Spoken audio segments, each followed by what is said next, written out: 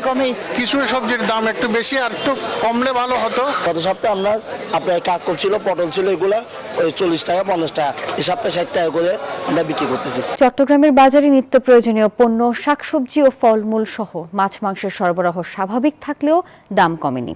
তবে মাছ মাংসের দাম অপরিবর্তিত থাকায় দিশেহারা ক্রেতারা।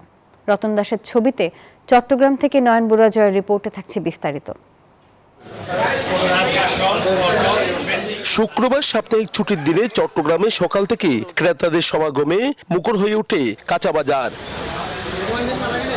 শাক সবজি সহ নিত্যপণ্যের সরবরাহ স্বাভাবিক থাকলেও দাম নিয়ে রয়েছে ক্রেতা বিক্রেতার ভিন্ন মত। সবজি আছে মোটামুটি, সবজি ভালোই তো আছে, দামও এরকমই। কিছু সবজির দাম একটু বেশি, আর একটু কমলে ভালো হতো। গত সপ্তাহে আমরা আপনার কাকল ছিল, পটল ছিল, এগুলা ওই 40 টাকা 50 টাকা, এই সপ্তাহে 60 টাকা করে আমরা বিক্রি করতেছি। তবে সবজির দাম ওঠানামা হলেও মাছের দামে নেই কোনো পরিবর্তন। ক্রেতারা বলছেন বাজারে মাছের সরবরাহের কোনো ঘাটতি নেই, তবুও চড়া দামে দিশাহারা ক্রেতারা।